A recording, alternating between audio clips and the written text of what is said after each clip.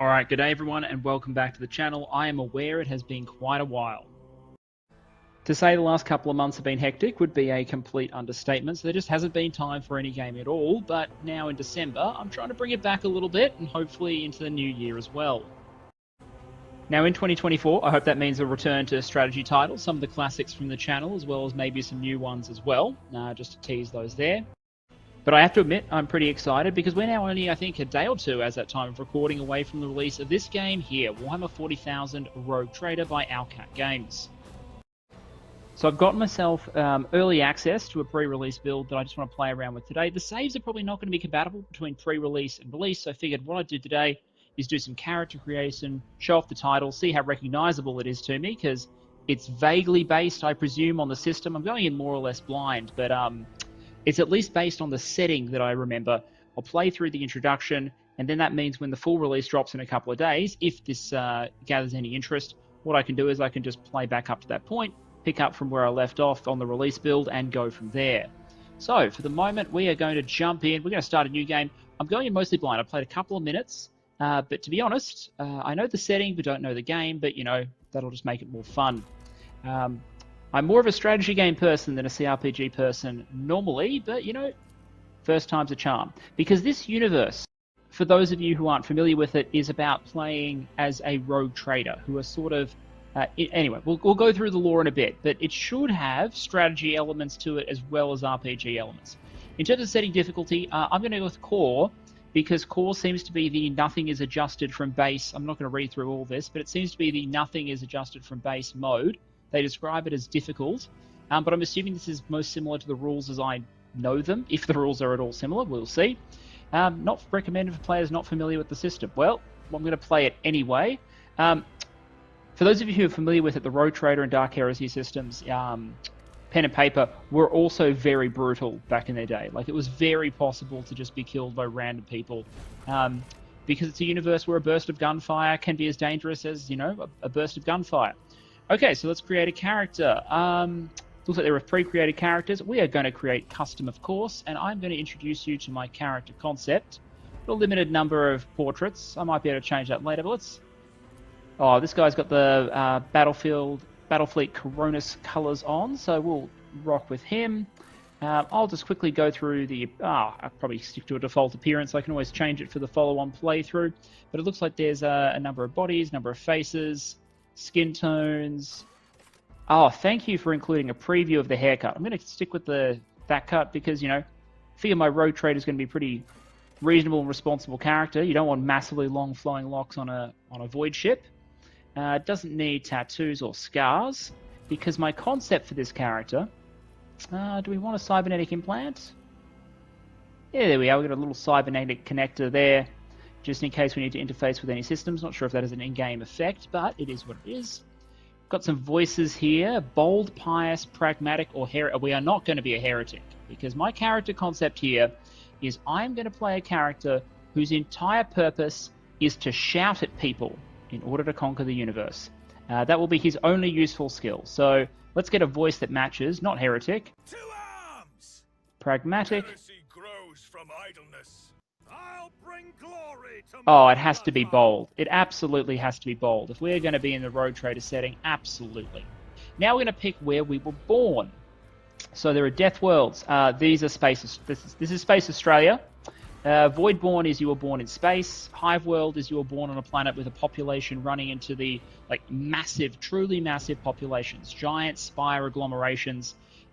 Usually with shitty environments, not necessarily. There's a huge variety in this universe of different worlds. There are apparently more than 1 million worlds in the Imperium of Man, which is like the main human faction of this universe. So as you can imagine, there's a lot of variance in the worlds, and all of these give pretty significant impacts to your character. So Hive World, Forge World, which are the worlds controlled by the Adeptus Mechanicus. So you can expect there are all sorts of technological elements here, and I believe that allows you to customize your character with implants, as well as just the base characteristic modifiers. Imperial worlds are... These are probably the worlds that are closest to the world that, you know, we know. They're not incredibly populated like Hive worlds, they're not Death worlds, they're not Fortress worlds, they're not feudal or agricultural, all the other specialized worlds you might find in the Imperium. They're just the basic ones. And that's where I think we're going to go in a moment. The other option is Fortress World, which is where your planet is Space Maginot Line. You exist in order to hold down a sector or control a critical space lane, or Ascadia, one of the famous worlds in 40k Ascadia, which was a fortress world in front of the Eye of Terror before unfortunate things happened to it. So, Imperial World. What are we going with here? So, Imperial World has some features. All of these have stat modifiers, but I saw Imperial World here says you can pick any characteristic, which is, we'll get to in a moment, it's your character sheet, and add a +10 bonus to it. And then there are all these talents you can later pick while leveling up. Ready to Serve, Better to Die for the Emperor, which is a bonus when you're under 40% wounds. Doing My Part is if no one else in your party is from an Imperial World, there's a reduction in action point cost for their abilities. I think a lot of characters come from Imperial Worlds probably though, so I'm not sure how relevant that is. No Heresy is a critical hit chance and armor against Xenos and demons. Lovely. And Stronger Together is all allies gain +5 to the same characteristic as chosen for humanity's finest. So this would be really good if I was going to use this to pick a really generically valuable skill, like agility or toughness or even willpower, if I was going a psyker with willpower and pairing this up. But I'm not, so I'm not going to take it because it's probably going to be useless. So Imperial World, and we are going to go Fellowship. These are the stats in the game: Strength, Toughness, Agility, Intelligence, Perception, Willpower, and Fellowship. And there are two that I can't pick: Ballistic Skill and Weapon Skill. Strength is Strength. Toughness is Toughness, including your ability to absorb damage. Agility is Initiative and Dodge. Intelligence is all sorts of skill checks. Same with Perception, but I think Perception in this game also has some effects on enemy dodge, I'm not sure. But normally Perception is just spotting things. Willpower is not getting possessed, being brave, not failing to fear. We'll see what it does in the game. And Fellowship is talking to people. So we're going to choose this one. Fantastic. So we get +10 Fellowship, and then we have to choose a background. We can be a commander in the Imperial Guard, a commissar, a crime lord, a minister and priest, a navy officer, and you can see all of these have all sorts of skill. Wow, look at the drip on the Imperial Navy uniform. Seriously. And they've even got the color coding correct for Battlefield Coronis. Is blue Coronis or Calixis? Anyway, or maybe it's both. Anyway, the blue is, I believe, correct for Imperial officers who are stationed in the area that the game is set. Noble and Sanctioned Psyker. Now, we are going to go with Noble. The high nobility of the Imperium are an enormously privileged and powerful elite, a breed apart from the common masses that they rule. You grew into adulthood upon a pedestal of affluence and grandeur that towered high above the common Imperial masses. You expected their obedience and lived upon their fruits. The fruits of their toil, surrendered to your family in solemn fealty. So my features: I get You Serve Me. I get to choose an ally who will become my servant until the end of combat. Anytime my abilities affect them, they get +5 to all of their characteristics until the start of the Noble's next turn. And anytime the servant attacks a target the Noble has dealt damage to, the servant gets a bonus critical hit chance against the target. Can only be used once per combat. And I believe that can later be expanded, yes it can, with all sorts of talents down here. So for example, this one lets me give the servant an extra action point if I use an ability of them. This one means that the noble and his servant get temporary wounds. So wounds that go away at the end of a combat, equal to either a toughness bonus or a fellowship bonus if they start the turn standing next to each other. A bonus, by the way, is just the first digit of your stat. You kill it, which is if the servant kills a target a noble dealt damage to, the noble gets +1 action point. This one gives the servant just default. They get 2 movement points every turn. That's cool. And this one means that if a servant is badly wounded, I can just pick a different servant. Cool. But in terms of statistics, +5 intelligence, +5 fellowship, so smart and talky. And then skill modifiers on top of that, more persuasion and more coercion. So we're just really good at the whole persuasion thing, which is really kind of cool, and that's what we're going for. Triumph. So this is like, what good thing has happened in your life to bring you to other people's attention? So either my strong presence and persuasiveness stopped a feudal war between neighboring systems, I was named a planetary governor and survived, having made useful connections, or I had a rival noble's house's reputation destroyed and its members exiled from the sector. I believe that I'm going to, if I'm a rogue trader, I think I'm a rogue trader in this. We'll see. I should be governing a domain. I should be governing planets, holdings, etc. So this is like the only relevant job experience, or the most relevant job experience I can imagine of any background. So we'll pick that. I was a planetary governor. And then either I discovered a mysterious tome in my family library. No. Mysterious tomes are a no in Warhammer. Just don't. Don't even once. Don't download them. Don't read them. Don't keep them on your data slates. Just no mysterious tomes. Burn it with fire. Brand of shame. You are a bastard, an illegitimate. No. You were kidnapped for a ransom, and your captors mistreated you up to the moment. Yeah, that's sure. Cool. This is. I'll have my Julius Caesar moment. Okay, archetype. So you can be. This has a complex leveling system. Looks like it goes way up to like deep levels. So you pick a base class, and then the base classes move into more advanced classes, and then eventually you get exemplar at the end. So warrior. So tanking and close combat, officer, yelling at people, operative, all sorts of, well, it's complex to explain. It's designed to find chinks in your opponent's armor. It's a thinking person's combatant, and I believe it links to bounty hunter, grand strategist, and assassin. So it's all about exploiting vulnerabilities. Marksman is shooty, daka. So of course, we are going to go with officer. This gives us a couple of abilities. Bring it down means you immediately give an ally an extra turn with action points equal to your fellowship bonus divided by 2 and no movement point. And if the ally is under the voice of command, which is the other ability here, and kills an enemy before the end of the officer's turn, they gain a one-time additional bonus to momentum. And momentum is what lets you use really powerful, dangerous abilities, like your ultimate abilities for your team. No equivalent in the tabletop, but I've discovered that it exists here. And then voice of command, you give a bonus to an ally to all their characteristics of 5 plus 2 times your fellowship bonus for 1 round, and all of your officers' abilities can be used on them from any distance. Normally they have very close range. And then you have ultimate abilities here, which we'll discover later on, and a whole bunch of these. It's a really deep leveling tree that I'm just discovering, but I want to get through character creation. This is the character sheet I know and love. So here are all your core stats. Dark Heresy Rogue Trader, they operate under a percentage roll system on the tabletop, but basically it is a high number good system where an ordinary human would be like the 20 to 40 range. And once you start talking 50, 60, you're talking about really relatively high stats. So we've got some available points here. We're going to start with fellowship. I think you're only allowed to give plus 10, so that gets us to 55 starting fellowship, which is well above the ordinary human average. What do we need next? I want agility, because agility is initiative and dodge. And I'll just check that here. Yeah, it improves the character's initiative, dodge chance, and reaction. So yeah, I want that because initiative in all of these sort of games is important, because if you go first and you take out an opponent before they take a turn, that's equivalent to all the damage mitigation you could possibly want. If they don't shoot at you, you don't need damage mitigation.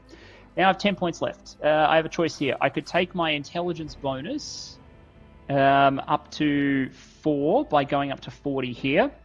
I could improve my willpower, which is dog shit. I could improve my toughness, which is dog shit. Or I could improve my ballistic skill, which is my ability to shoot.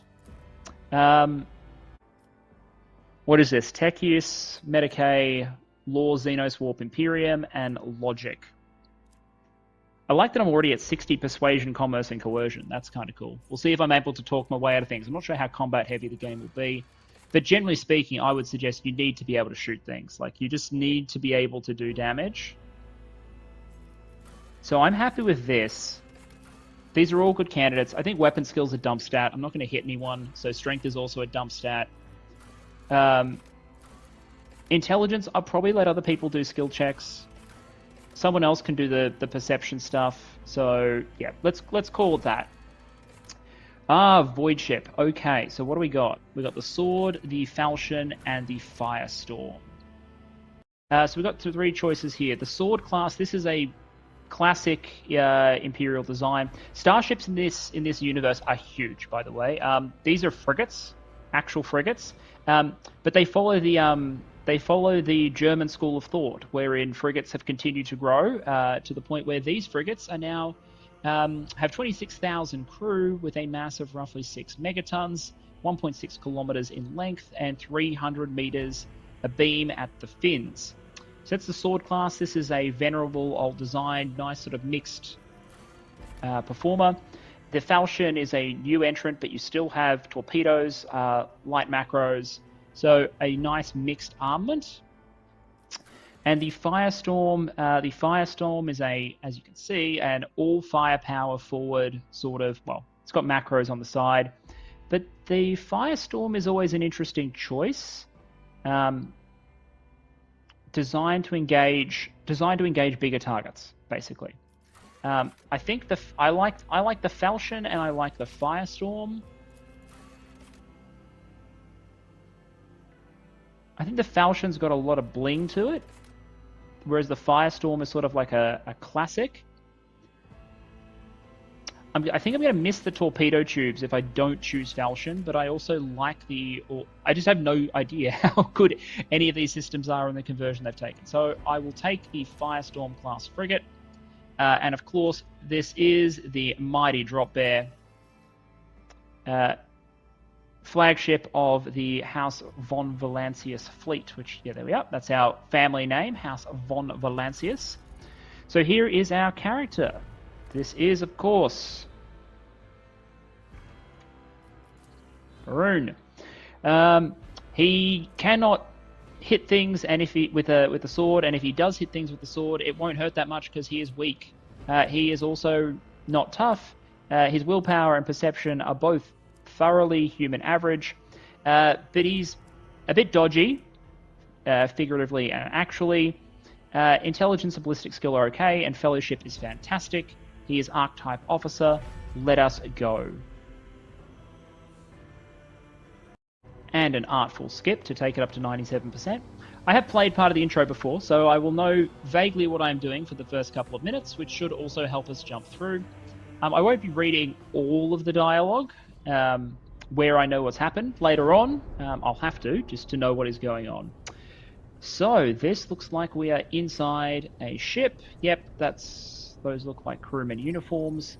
So, interesting, this ship clearly maintains vaguely Navy-esque standards. I'm guessing those are officers.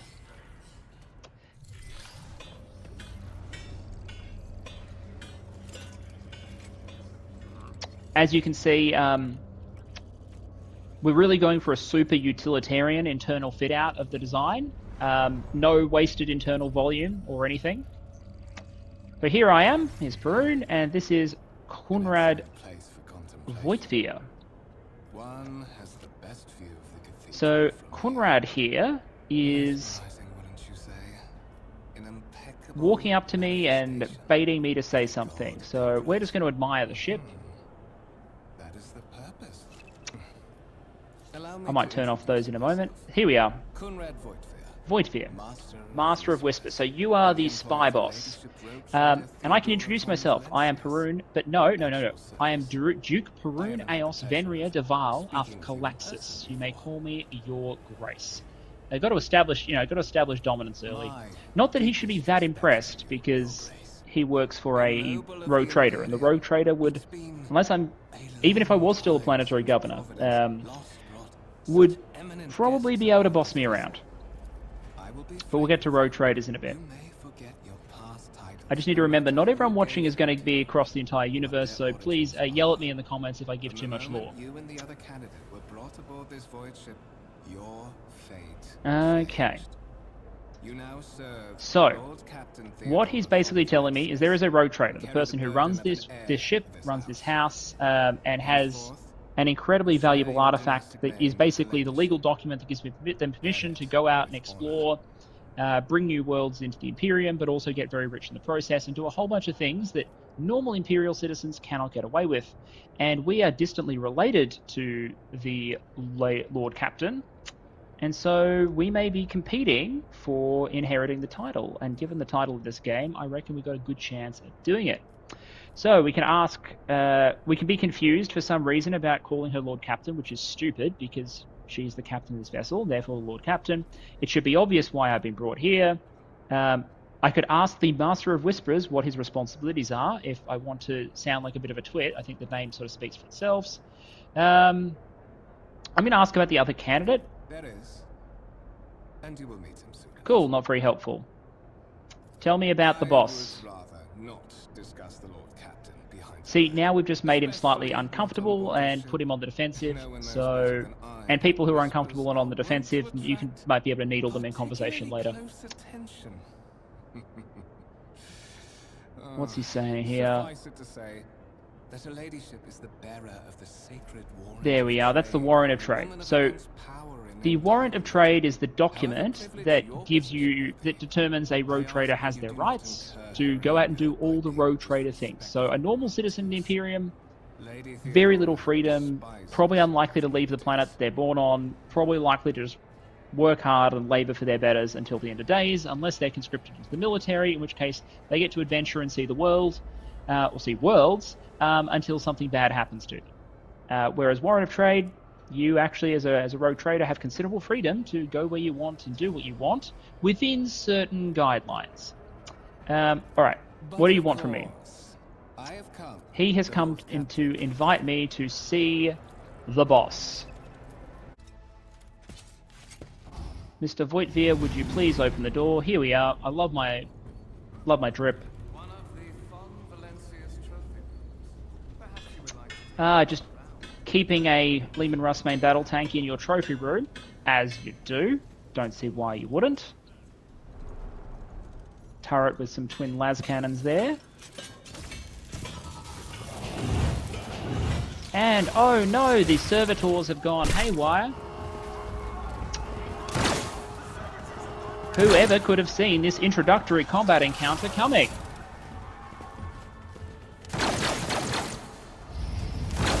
So for those of you not familiar with the universe, servitor, in the Warhammer 40,000 universe, AI doesn't stand for artificial intelligence, it stands for abominable intelligence, because at some point in distant history, let's just say that going into the AI route made things go really, really bad. So they don't use full robots for most things. Instead, servitors are used, which are a human body, so it's not an artificial intelligence.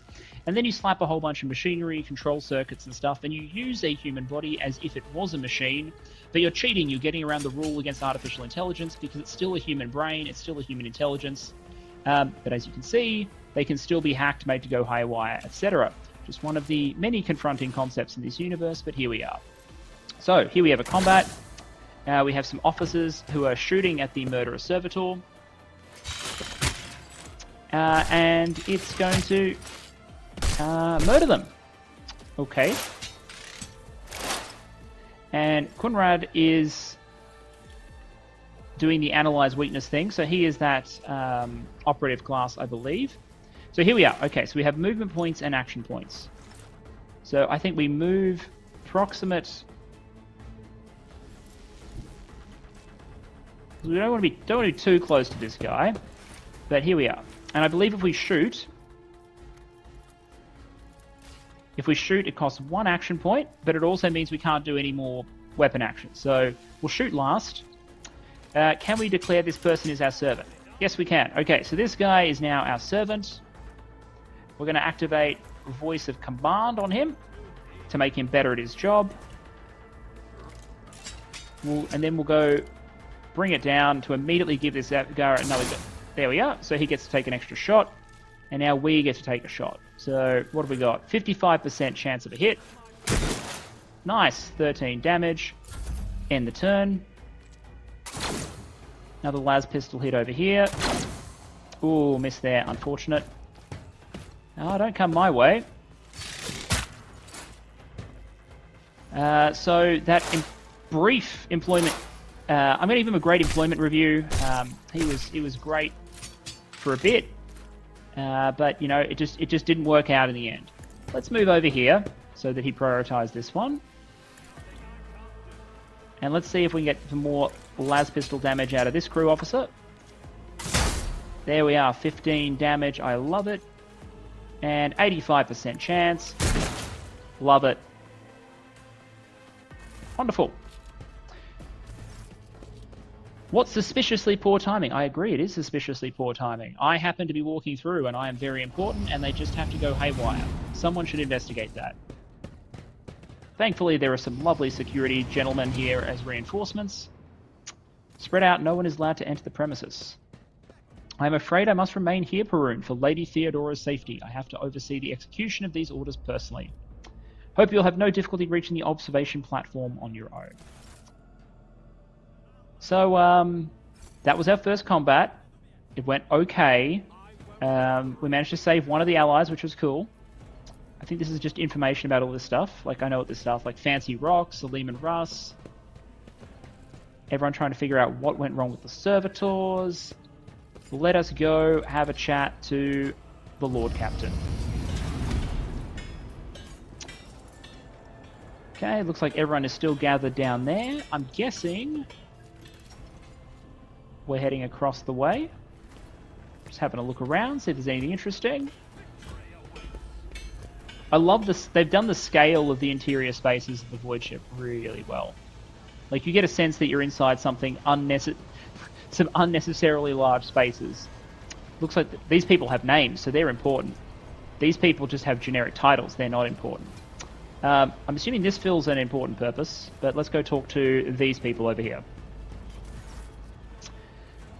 Okay, Edelthrad is telling the boss, Lady Theodora, that what she's doing is irrational, a simulation of the trade. So they're talking about some sort of commercial dealing.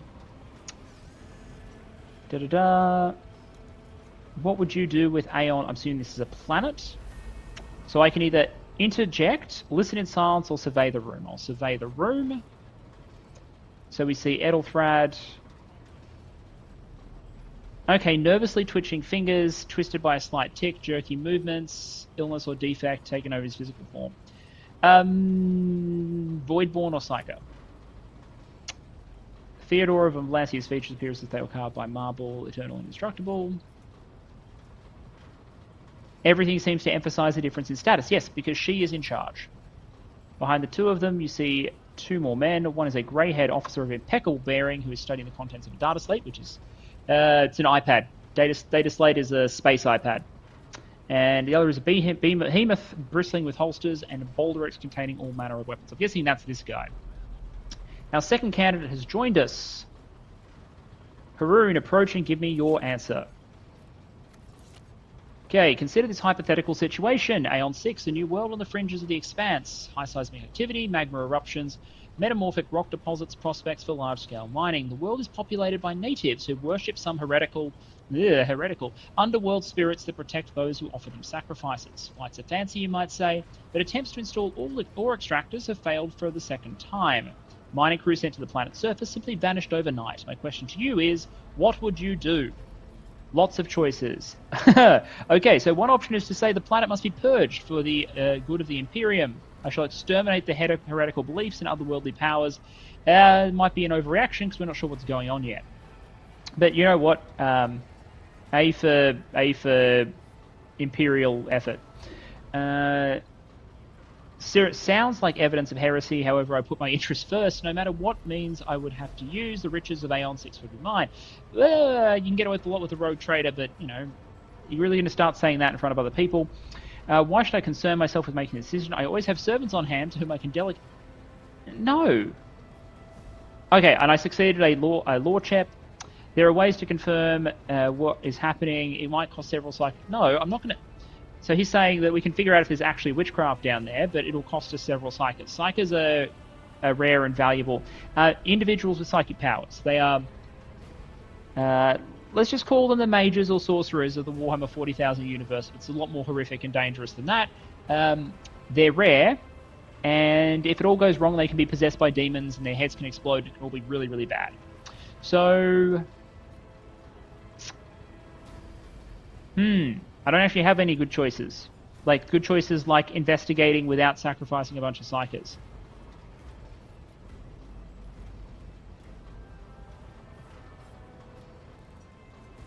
Well, look, given the choice between saying I'm okay with heresy and being overly zealous, I think we can posture a little bit. Another one, I suppose your answer is strictly correct, but not here, not on the frontier, not when we are playing for... Okay, so she is not...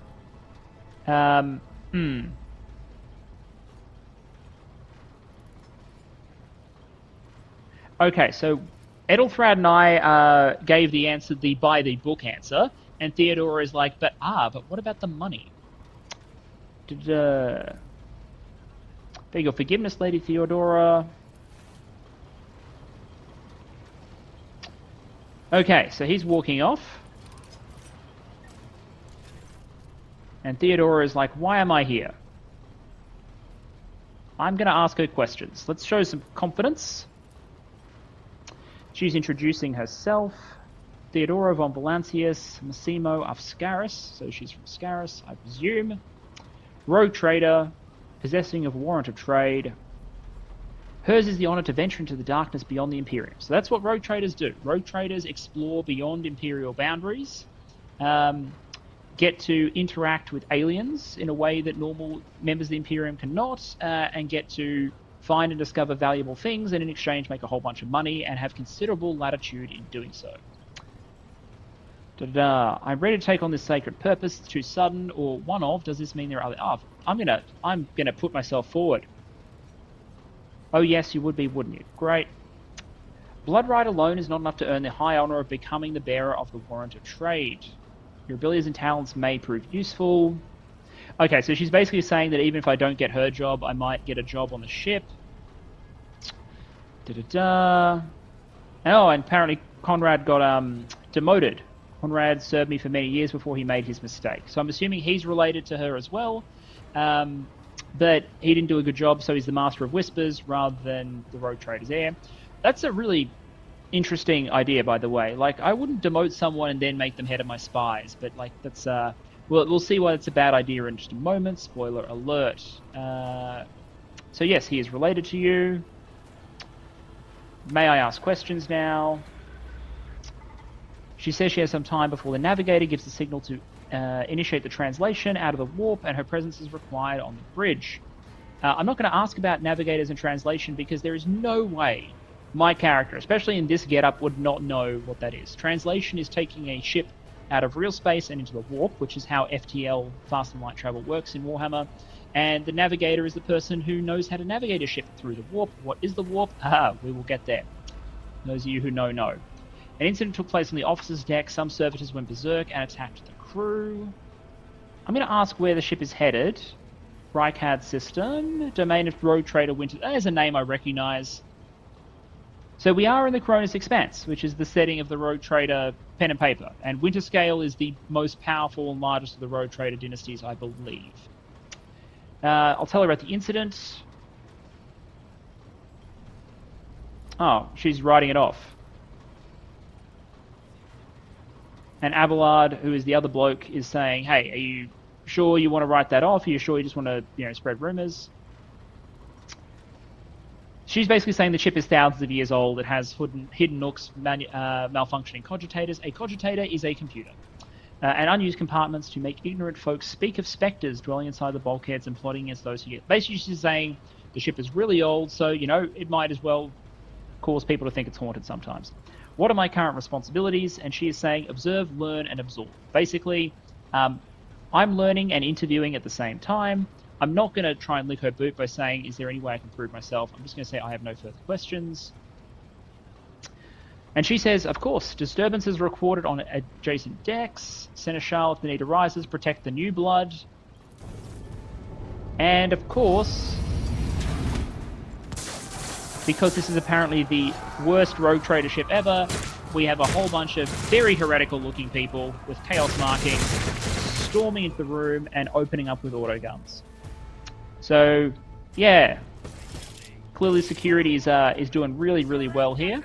We'll start the battle. This is the initiative order on the left, so Theodora goes first, then Abelard, and then I'm after a bunch of heretics, so they must have better initiative than me. Let's start. Theodora gives us all a buff. And Abelard... So Abelard can attack 3 squares in front of him and charge in the same turn. So he just KOs 3 right off the bat. And the Arch Militant, this bloke here, opens up with a melter gun on area mode. This is an anti-armor weapon. This is a short-range tank killer that he is firing at people, because he has no chill. Okay, so now it's our turn. We're outnumbered. There are 9 enemy targets, but I'm getting the feeling that we are much more powerful than they are. So we're going to get into cover, because I'm absolutely the weakest person here. Can I declare... Yes. Theodora, you serve me. Okay, so I've declared the Rogue Trader my servant. We'll give... can we apply voice of command? Doesn't look like we can apply voice of command, and we can't... Okay, they're neutral characters, so I can declare my servant, but I can't give her an extra turn. Let's take an extra shot. Let's take a shot at... This guy here is 86% chance to hit and has less HP. So we can score a kill to make it look like we're helping. There we are. I'm a bit disappointed these characters are neutral, not friendly, so we can't buff them. But hey, at least she has the you serve me bonus. So they're now firing at us. These my allies have a lot of HP and are very well armored. They're not taking much damage from these auto guns at all. An auto gun is just an assault rifle, basically. But if it is an auto gun, it's oh no. An auto gun, I would think, would use caseless ammunition, but these are dumping cases, so I would think these are stub rifles or stub weapons of some kind. They're also all firing on single shot.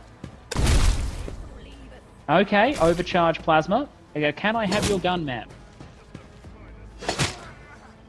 Jeez, okay, so Abelard and her are just cleaning up, but I'm helping. I shot one person. He absolutely destroys someone else, which is to be expected.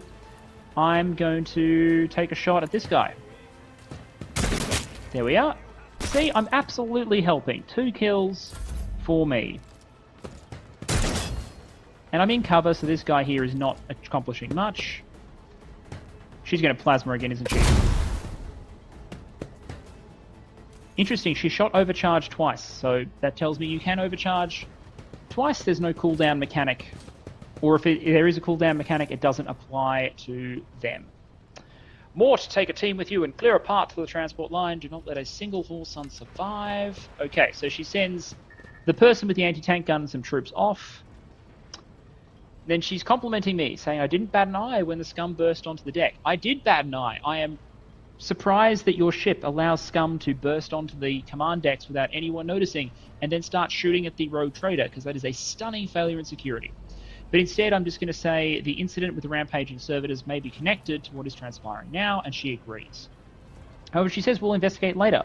Right now, we need to isolate the affected compartments and try to assess the situation. What are your orders? Alright, she says go after Mort. Go after the guy who just ran away. So we'll do that. I'm not sure if we can loot. Doesn't look like it. I'm holding tab to highlight, but nothing's lighting up. So I'm guessing I can't take anything from them. I will drop a save at this point. The game seems pretty stable, but just in case it isn't,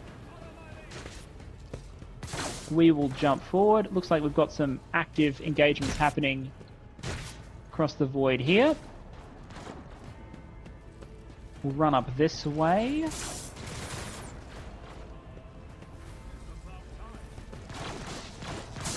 And we found the guy with the melter gun, just continuing to delete people from existence with it.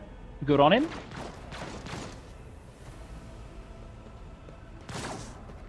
And looks like...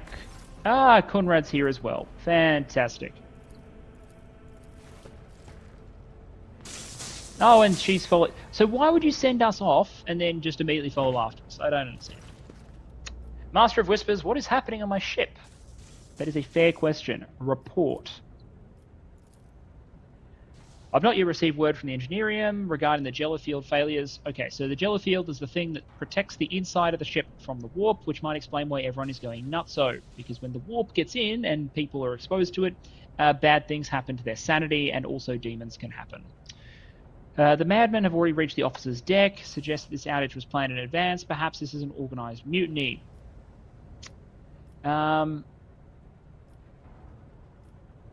Mutiny who would attempt a mutiny here in the warp. It's obvious. People who think chaos is cool. A mutiny against the Emperor's... execute the traitors, every last one of them. We need to look good. Remember, we're auditioning. And they're saying, okay, we need to... Okay, so we need to find Ethelthrad. We need to locate Tlass, the Sister of Battle. She's going to her study. Conrad's saying... Okay, he's going to find Ethelthrad. He wants me to come too. Okay, that's what we'll do.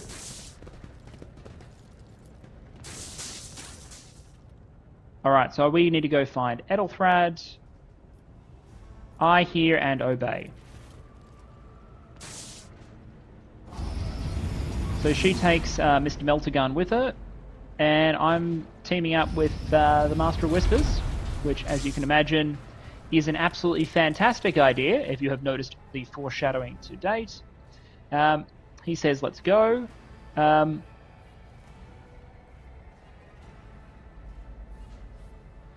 going to say that he can go first. And then he's going to stab me in the gut. I'm going to curse his sudden and inevitable betrayal. And his heretic friends are going to kidnap me. Amazing. Okay, so we've been kidnapped. I'm going to yell at Voigtgear a little bit, just because it's fun. And now he's brought us to the anteroom of the Warrant Chamber. So this is a treasure vault. And now we know his plan. He wants to steal the Warrant of Trade. This is, like I said, the legal document that makes a rogue trader a rogue trader. They are sacred, they are valuable, etc. And he needs my blood, because I'm a relative of the family, in order to open the door. That means he can't open the door despite being a relative, so of course, we can insult him. Oh, so we can grovel, we can try and join him, or I can ask, yeah, what is it, inbred? Is your blood too thin for the Sentinel? Something a noble would do.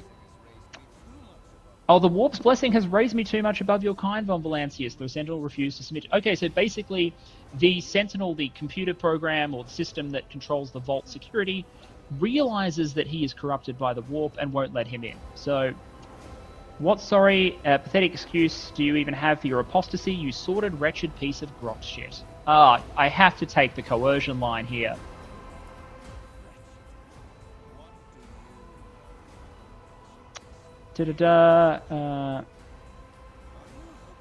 Humanity can rot. I no longer serve mortal kind. So he is sold out. He is big on the heresy train.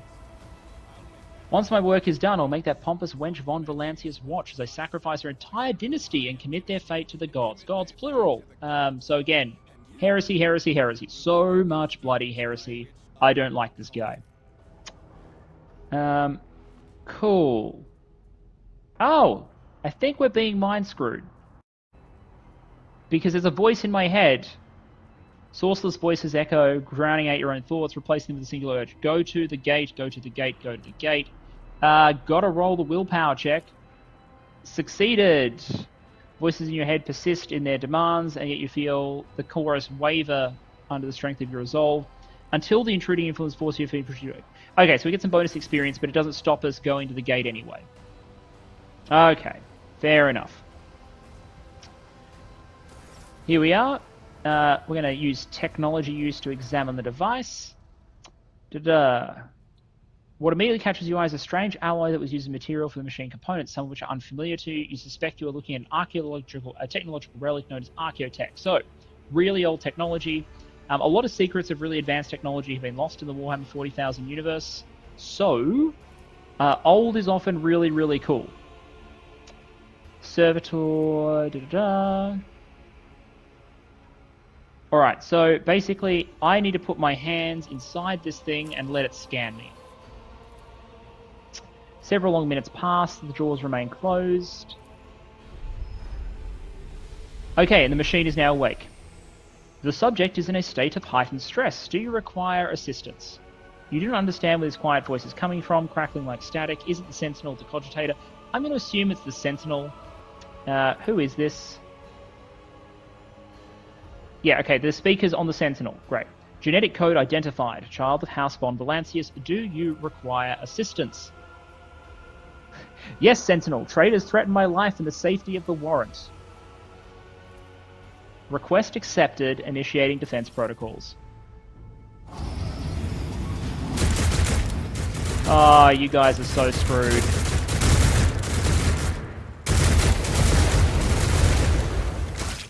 Best home security system ever. Oh, crap. Okay. Kunrad can summon warp portals, which is some pretty advanced psyker bullshit. Or sorcery bullshit. He might be a sorcerer, he might be a psyker. And we get to go into the chamber. And there it is. I saw it once before in the preview, but geez, isn't it pretty? That's our warrant of trade. That's the document. Let it be known that by my will and by the true words of this document, I appoint this person to be the bearer of the warrant of trade and bestow upon them, blah, blah, blah, blah, blah. Paragon of humanity, unbroken by adversity. There's a lot of text going on there, so there we are. To triumph over nightmares untold. You can read that if you wish. I'm assuming it's not going to show us all the text on the document.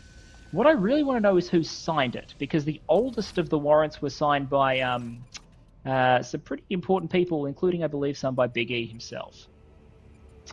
Okay. This thing says it wants to escort me to safety.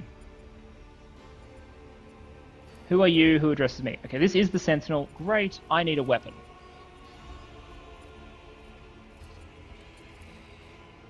Okay, so it's picking up some comms chatter, but for the most part, nothing useful. But we're going to have to follow it. The one thing we will remember to do, though, is lock the door, because I don't want anyone stealing that thing when I'm, when I'm not watching. Fantastic. Hey, it's Abelard. Yeah, we're going to tell him Conrad's a traitor. And he used sorcery. Madness in this mutiny is likewise he's doing, no doubt. Yes.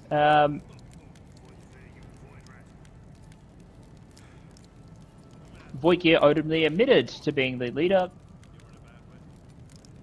Okay, so I get a revolver, a sword, an armored body glove, and a med kit, and I believe Abelard has a med kit that he can use to treat me. Bingo. Removing my injury.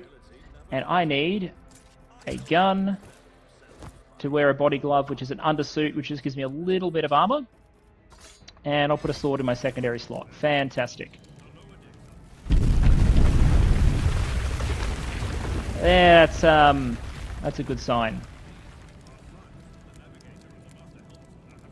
Yeah, these are signs we're currently in the warp and we're struggling to translate back into real space. So I don't want to spend too much time talking to him just because time is of the essence. For the Imperium and humanity, lead the way, Seneschal.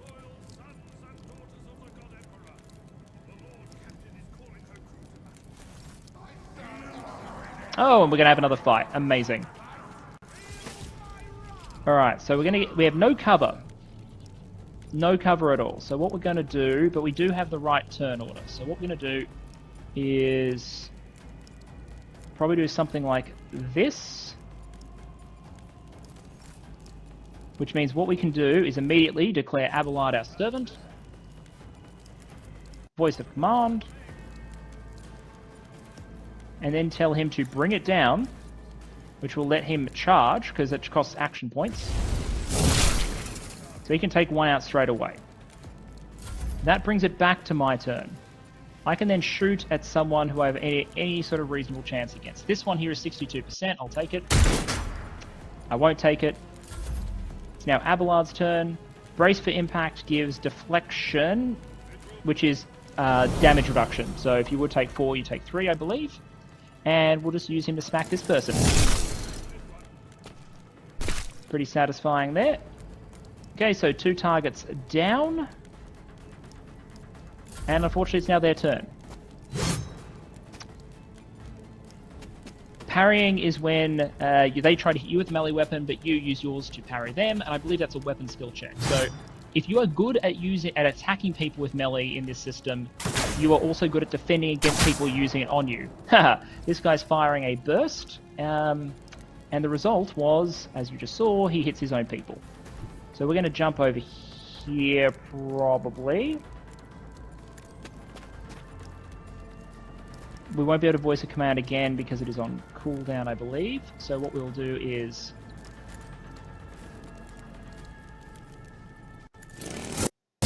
Nice! I love the action economy. So through the power of yelling at Abelard, we're getting shit done. And then we will burst fire into this group here. Miss both. But hey, our yelling is accomplishing something. I think we need to move... I think we can step on this square. There we are.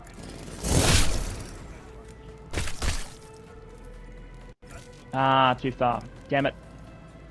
Maybe I should have gone around the other side. Oh well. We take 7 damage because I didn't optimize that, but that is okay.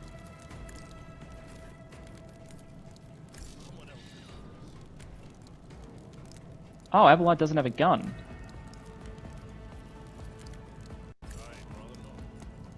Okay, that is unfortunate. What we can do is get really close to this guy. Like, nice and close. Maybe, I'm not sure which square exactly we'll take. Probably this one. One or the other.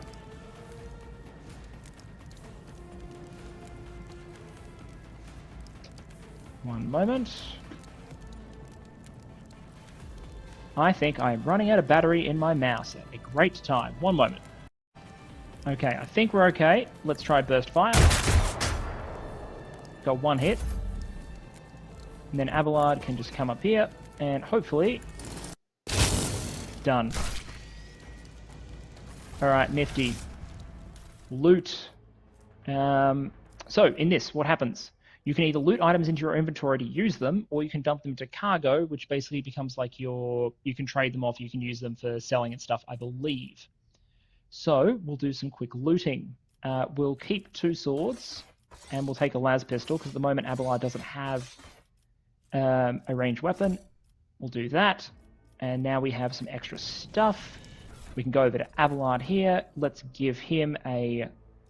Actually, no, we'll give me a las pistol. And we'll give Abelard a handgun. So we now all have weapons. Fantastic. And then it's time to level up. Exciting. Alright, so I dropped a quick save there. Let's show off the leveling system quickly. Not saying I'm an expert at this, but I can tell you the basic concept in this. Very, very different, completely different system to what I'm familiar with, but I'm kind of getting the hang of it. So, every level you move around this spoke and you can do certain things. Sometimes you can unlock abilities, sometimes you can unlock talents, features, all sorts of different things.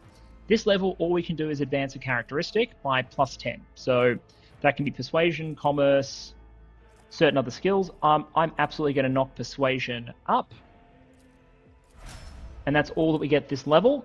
And then next level we get to pick an ability. And then after that we get an ultimate and we get to pick a talent, which is a much longer list of selections.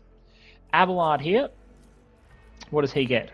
He gets Carouse, Athletics, Coercion, Demolition, Medicaid. Oh, okay, so 2 are useful here. Could go Demolition. Could go Athletics. Then we go Demolition, because we don't have a Demolition expert yet. But I might regret that a little bit later on, but always want to have someone who knows how to handle explosives, in my view. Don't know how often it's going to come up as a check. Just check there's nothing else to loot in the chamber. Pity I can't just rip off one of those heavy bolters and take it with us, but let us go. Cool, navigate to the Sanctum. Let's go find the Navigator, considering if we don't find them and save them, we're all going to die. Actually, no, we're all going to probably worse than die.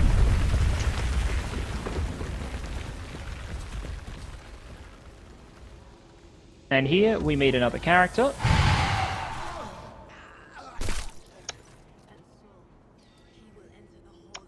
So, as you probably noticed by the fact that she exploded that person's head, the fact that she is talking a little bit crazy, and that she is surrounded by otherworldly light, this is a Psyker, Idira.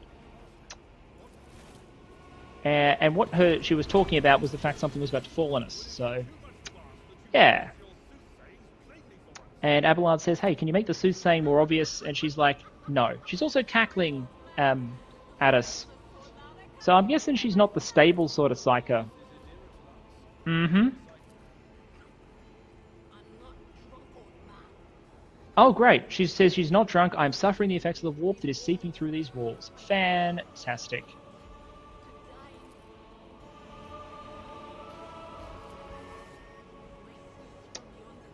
Oh, great. When psychers start saying there are too many voices and things are too loud, you should be worried.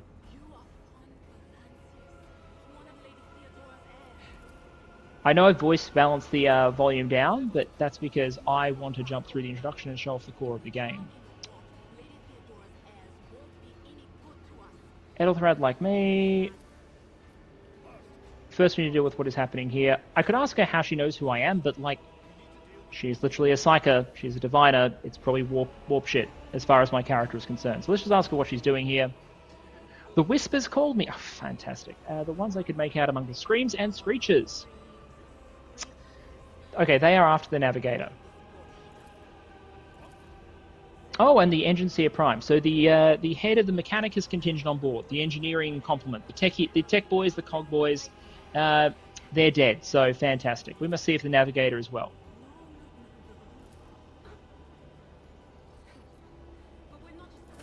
Yes, let's go worry about the navigator, which I assume is through this door. So we'll drop save, and through we go.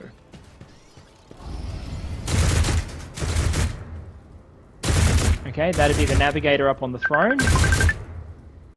Okay, let's go save the navigator,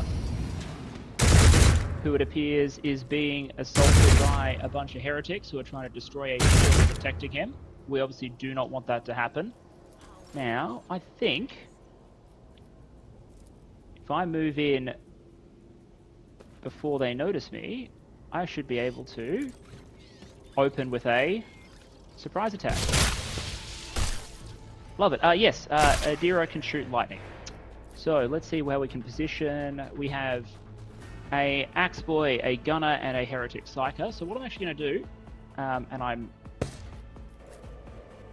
I want to do, is we're going to position at this section of the room, make the melee guy come to us, and give us cover against the sharpshooter, because they're going to get to make their turns first. Their psyker obviously isn't going to give much of a shit about cover, so he scores a hit on Adira. But she will get her vengeance soon, I am sure. Well, the sharpshooter, not a chance shooting into heavy cover, but just in case, we'll drop her bonus. So forewarning is a bonus to dodge and parry until end of combat. I'd love to stack that onto everyone. And it's 3 plus perception, which in her case I assume is 4, and then psi rating, which gives us the 10. So as her perception goes up and her psi rating goes up, this will get even more powerful. We'll throw analyze enemies on the most important one, the psyker, which I think removes some of their defenses and makes it... The target immediately gains 2 exploits. There we are. Which means, if we hover over it, these exploits, here we are. So this is the whole thing behind the operative.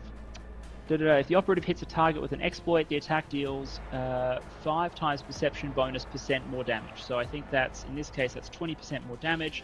Damage is also increased by 10% for each exploit on the target. The attack removes all exploits. So it's 20% extra plus an extra 2, so 40%, or is it 50%? I think this is a 50% damage bonus when you put 3 exploits. So as you can imagine, it stacks up pretty quickly. Now, who do I want to take out? Do I want to lightning bolt these 2 guys, the two mooks, and then leave the psyker? I think that's what we're going to do. We're going to remove the two little guys, and then we're going to send Abelard into smack the other guy around a bit. Although, I think we actually get Adira to fire twice.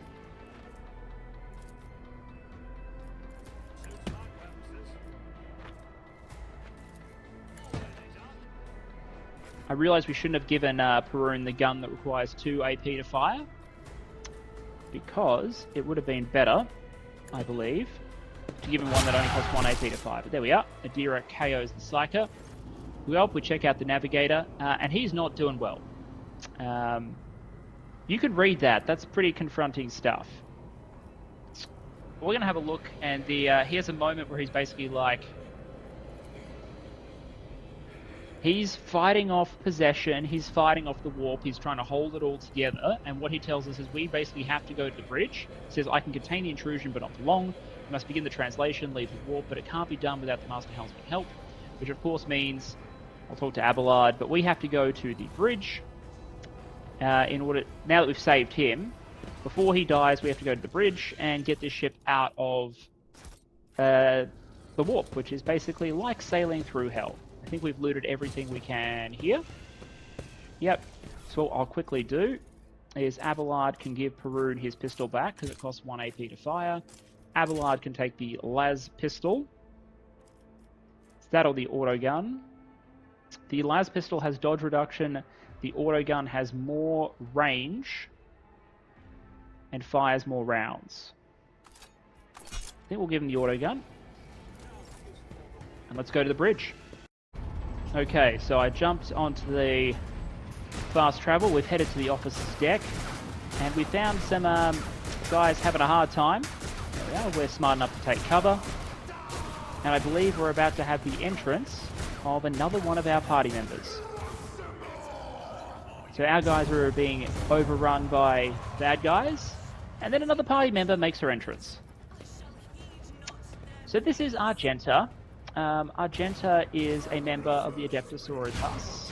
She is a Sister of Battle, which means she is a very angry, very pious woman equipped with a bolter, which is a heck of a weapon, and one that we will be accounted for or encountering a lot more as we go through the Warhammer universe, I am sure.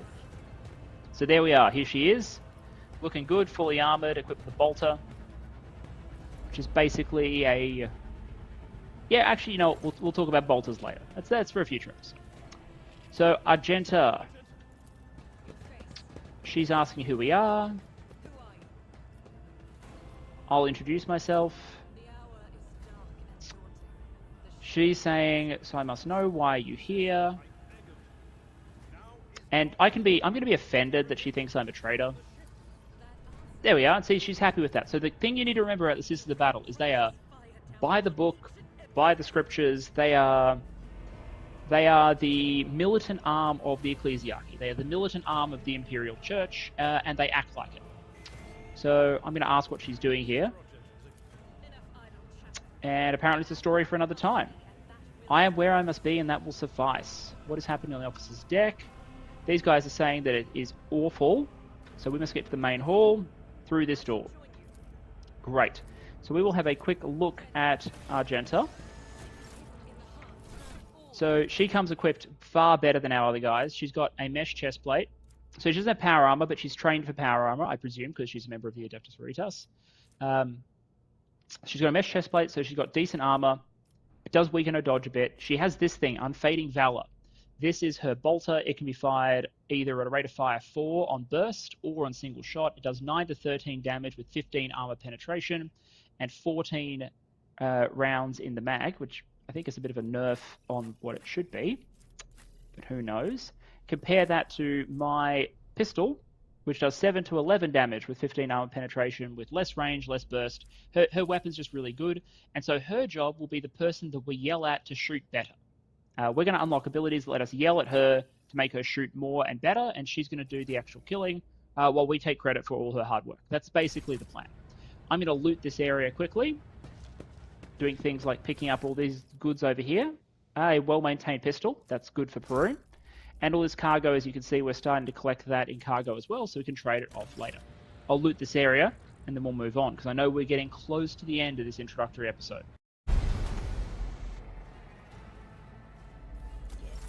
And lo and behold, through the door there are more bad guys, and right before they notice us, let's get off a warp lightning as we did before, because it's a great way to open sight. We're lucky that they were busy looting the bodies, and now we can disperse. Looks like there are heretic cutthroats. Unfortunately, he'll get their actions first, and then Argenta will get to go. So, we don't have the option of positioning outside the room. That's unfortunate. So what we're going to do is we're going to do something like Abelard here, Argenta here, which unfortunately means... Actually, no, we're gonna refuse one flank. We're gonna go all over on this side.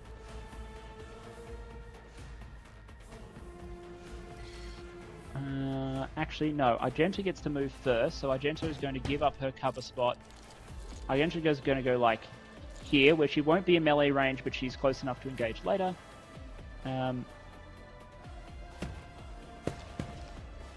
Adira is unfortunately the problem.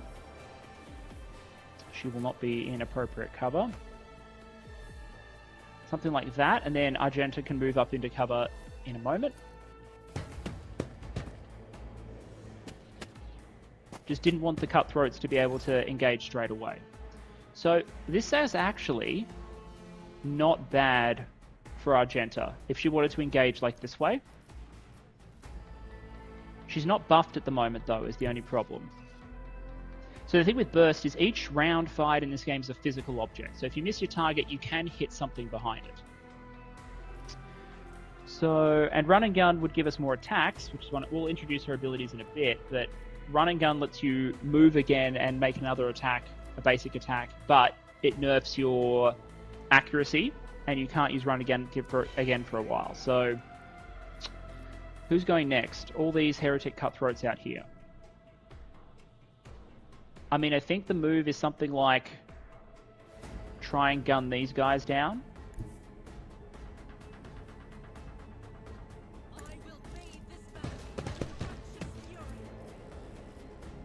Because engaging out this way is a chance of hitting Abelard, but if I engage out these gunners, something like this gives me a good chance of hitting this the guy to the south at least once, while also maybe hitting the guy with the rifle. So we'll pop her ultimate ability, not her ultimate, her War Hymn first, get us a little bit of momentum. This unlocks ultimates, but I don't think we have any ultimates yet. And fire off a 4-round burst. Alright, 1 kill, not bad. As you can see, the bolters in this game, I approve. They are chunky, and they should be. Do I want to run and gun, even though it's 1 ballistic skill, to get another attack? No, I think I'm good.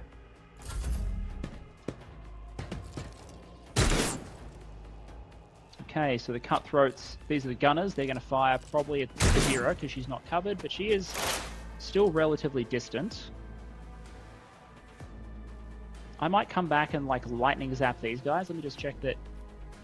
Yes, I can get a hit which does not hit Abelard in the process, which is good. So I might actually take the approach of pulling back here, using range as my defense. I'll throw some dodge on myself anyway. Get the extra bonus damage on this guy because he's got the extra health. Throw this out. Oh yay, and by killing those two, I cause more to arrive. Fantastic. I love to be rewarded for my efforts. Next thing is to take down 1 more of these cutthroats. So we're going to start going all in on Argenta, I think. So let's get her to burst fire someone. She's got 50% on them. She's also got a chance to like spray some rounds out towards those guys. But I think taking out one of these targets is probably the better option. What is that? That's more chances of getting hits overall. This is more chances of killing a target. I might actually take this since they're in the open. Okay, so there we are, 2 hits. 1 kill and 1 down to 50%, which is great. She's got enough for 1 more burst and some singles. Perun still gets his turn, which is why we have the 1 AP pistol. He's not a great shot, but he'll take it. I really want to get him a plus accuracy weapon. My plan is to get him like a sniper rifle or something if that's available, just to make the most of his average accuracy. Now, Abelard, do we want to get you out there like in the open? I kind of like don't want you to get shot to pieces by everyone. Let's brace everyone first, because that's an area of effect. Because these cutthroats go next, don't they? So I'll move him out over here, so he's got a better line of sight on this guy, and open up. Fantastic. Alright. Controlling the crowd. We could have YOLO'd, but I don't think we need to YOLO. Alright, Argenta again. I love more turns. More turns with the lass with the bolt gun. That's workable, that's workable. Who shoots next? This guy shoots next, so we don't want him to shoot next. What's our hit chance? We got a 95 on single shot. He's got 7 health. How much damage do I do? 9 to 13. Alright, so here's what we're going to do. Run and gun means negative accuracy, but our next shot doesn't end the turn. So we can take an 85% here and just blow him up.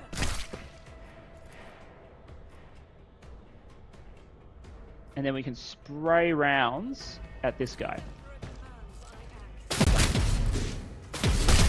Great.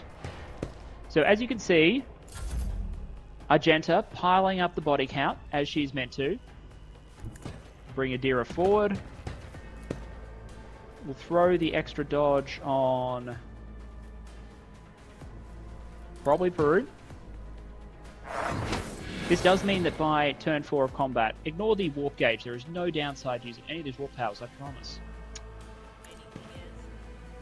It does mean that by turn 4 of a combat, in your combat that goes long, you should be able to get those permanent buffs on everyone.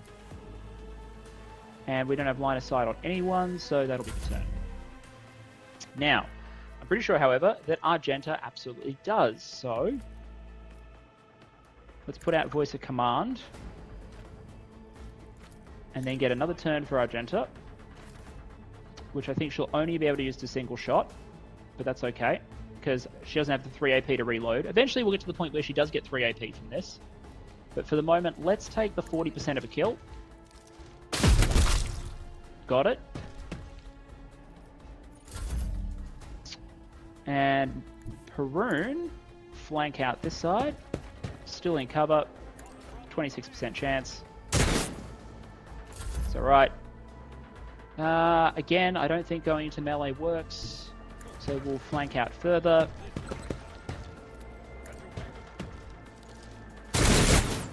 Nope, no joy on the burst fire there. But he's melee, so he has to come to us. Genta can lock and load. 60%. 13 damage. And I'm pretty sure that just means Adira can just finish this off with a 100% chance to hit Scream. Love it.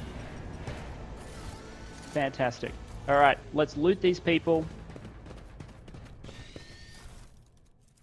Looks like mostly just crappy auto guns.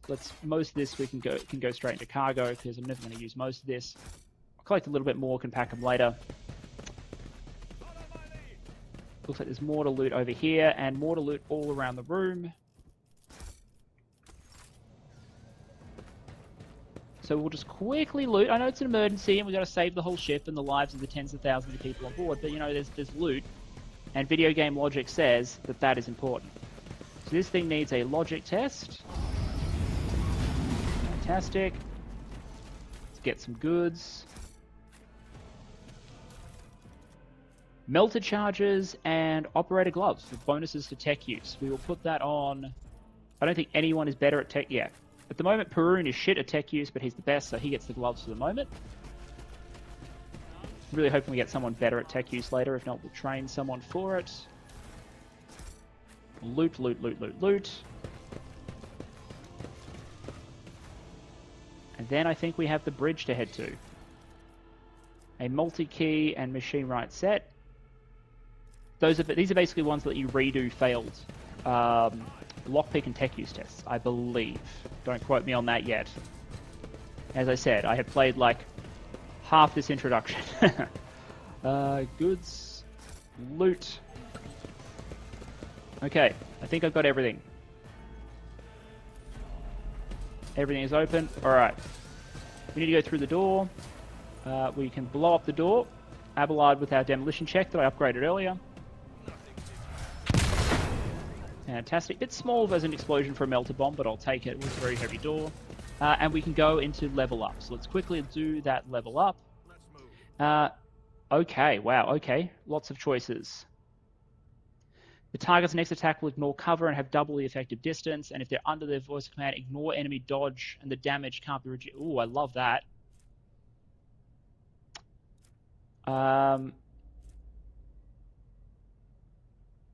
So this, I like that, which gives people movement points. I'm not sure I like that. I like this. So this one says, I yell at someone so much that if they are on fire, bleeding, poisoned, or stunned, they just stop being that because I told them to get better. And they also get temporary wounds, because again, I tell them to not die. So I want that eventually. Move is good. Anything that gives you action economy in any of these games, I love. I spend one action in order to give someone else movement points equal to my fellowship, and I'm going to take my fellowship to the moon. I'm going to give people like 6 movement, whatever. But for the moment, I think I'm going to take aim. The next attack ignores cover, has double distance, ignores dodge if they're under voice of command, which I want them to be. So they can't dodge. This will just let us. If we put this on Argenta, she'll just be able to, I think, just machine gun people out of full cover like it's no one's business. So I'm going to take that. Abelard just gets this, which is just a tanking ability. Adira gets Exposed Weakness, which removes exploits from a target in order to reduce its dodge, parry, and armor. And Argenta gets Revel in Slaughter. Marksman immediately removes Winded, so she's used Run and Gun to shoot twice. She just drops the -10 ballistic skill. She gains another 10 ballistic skill. She gains a bonus to her critical damage. She gains a bonus to her critical hit chance, both tied to agility. Hers is 4, so plus 4% crit chance, plus 13% crit damage until the end of combat. So none of that goes away. That's all permanent. And this ability becomes available every time the marksman kills 3 enemies. It is not reset between rounds. So, my plan is that by yelling at her and causing her to gun down people, she becomes progressively better at gunning down people over the course of the fight. That's the way I hope this works. Awesome. Alright, I've done some quick looting. I found Adira a helmet.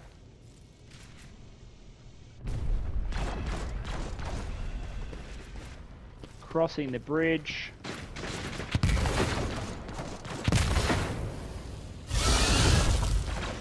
Okay. The roar of the flames rings in your ears and the choking smoke makes you cough and gasp for air. You distinctively hear the sound of footsteps, and then you see the figure walk through the fire towards you. It is Theodora von Valanthius. No shit. It is not. That is... No. It's something that looks like her, obviously. Theodora, and look, they even put it in quotation marks. Her expression is calm, terrifyingly so for someone whose body is engulfed in an inferno. Are you lost, my heir? Argenta says an apparition, a sorceress apparition. I agree with Argenta. Oh, and Abelard's being a bit of it. Sister, lower your weapon. Threatening the Lord Captain is outrageous. I'm going to say this is impossible. She says, I doubt you're aware of the limits of what is possible, Perun, for your worldview is but an iota of what a rogue trader knows and sees, but I can tell that you would like me to share the knowledge with you, that power over reality. So either you are a sorcerer or you are not Theodora at all. I can lead you out of these flames, show you a path, rid you of pain, and give you... Yeah, you sound very demon-y. Your mouth begins to salivate. Each word Theodora speaks is like music to yours. Yeah, okay, so there's some sorcery shit going on. This is a demon-tempting scenario. Argenta's saying, do not listen to this abomination. If there is naught but light in your heart, if you are resolute in your faith, and step into the flames. The Emperor protects. His faithful will not be deterred either by darkness or deceit. Okay, so we're arguing. Adira is saying listen to the demon sorcerer thing, lady. Argenta's saying step into the fire, and Abelard is saying we need to run away. And noting our objective is through the fire. And as Adira points out, we'll then miss our chance to meet up with Edelthred. What are we waiting for? Oh, we have options. Oh, this game has an ideology system. 3-way ideology system. Imperialis is by the book, for the Emperor, like that sort of stuff. Like burn the heretic sort of stuff. Hereticus is the exact opposite, which is like for the dark gods kind of crap. Which would mean here siding with her, and Benevolencia is like a middle path wherein what you value is individual human life. Like you're empathetic to an extent. At least that's how I'm interpreting it. You're moving away from like some of the harsh requirements of the imperial system. So either we can run away and focus on saving these survivors here, we can accept the demon thing's help, or we can walk through the fire. Now, this is an interesting choice. This is an interesting choice. Let's just say I don't think siding with Sorcerer Lady is a good thing, or demon, either. whatever it is. Obviously tempting evil warp thing. Benevolencia is an option, running away, but then we're going to miss our objective. Now, walking into the fire sounds like a stupid thing to do, but the Sister of Battle is with us and telling us we can do it, which means we might be in for some act of faith trickery. Basically, the long story short, the Sisters of Battle are so faithful in the Emperor that they can do things that are called acts of faith. They can cause miracles, and I think that includes walking through a fire in a situation like this. This is going to be a really, really short playthrough, but if there are 20,000 people on this ship or whatever, and I have a chance to save them, like with all due respect to these 4 guys here, we're going to go through if the Sister of Battle says that we will survive. So let's do it. For the Emperor. That's it, and look, that just proves all those crew were obviously heretics, right? Because they burned and we didn't. Blinding Inferno, the harrowing pyre, the all-consuming storm releases you as you step out, barely able to stay on your feet. The blood is pounding in your ears, drowning out the world around you. Your eyes, caked in soot and burnt eyelashes, refuse to open. Free from the flames, you take 2 more steps before collapsing to your knees. Rush of blood in your temples and the horrible pain all over your scorched body cloud your mind, before suddenly retreating as if driven away by some mighty will. Gee, I wonder who that might be. A new strength spread through your veins, and despite the wounds, your body is once again ready for trials and struggle. You open your eyes and see, glow with the warmth light before you, the Aquila, the sacred symbol of Imperium. That's the double-headed eagle. It's this thing. I'm literally kneeling on one. Maybe that's why I can see it, because there's one literally in front of me, where I'm kneeling. In the next moment, you're struck with another realization. The repulsive presence, the one that has plagued your mind since Boykia wounded you, is gone. The fire seems to have burned the entity away without a trace. Nice. Alright, so Abelard's freaking out. Argenta is really happy. We pass through the flames. Oh, how can this be anything but a portent? Adira is doubled over in a fit of nausea. Okay, so Adira, you passed, but not by much. Argenta's not feeling anything, and we're doing okay. What are we going to say? I'm going to say the Emperor protects. Let's just inspire some people. Indeed he does, Perun. If I hadn't seen it myself, I never would have believed. Adira, what happened to Lady Theodora? Did she follow us? No, because it wasn't Lady Theodora. Argenta... Okay, I find myself agreeing with the Sister of Battle a lot so far. Obvious warp shittery is obvious warp shittery. There was an illusion of temptation of foul taint that tried to lead us astray. We perceived its true nature. Is that right, Adeptus Sanctimonious? Yeah, I'm pretty confident that's just what happened. The wounds are a sign of a trial laudably passed. Alright. Rise and stand tall. No element holds power over the righteous. If you are anticipating another wave of pain, it does not come. Your muscles feel strong and your limbs obey you without fail. You are at your limit. And there we are. We've caught up with Edelthred. Yes, mate, I just walked straight through a pyre of flame. Oh, I loathe being late for... There, come on, style points. I loathe being late for an arrangement. Law warp check to look at him. Chance of success 75. Succeeded. His face has taken on a strange hue. His skin has pierced scaled. His voice has a screeching quality. Ah, great, he's mutating. Alright, so the warp is seeping into him and he is mutating. That's not great. He may be done for after this. My faith will keep me upright with a weapon in hand.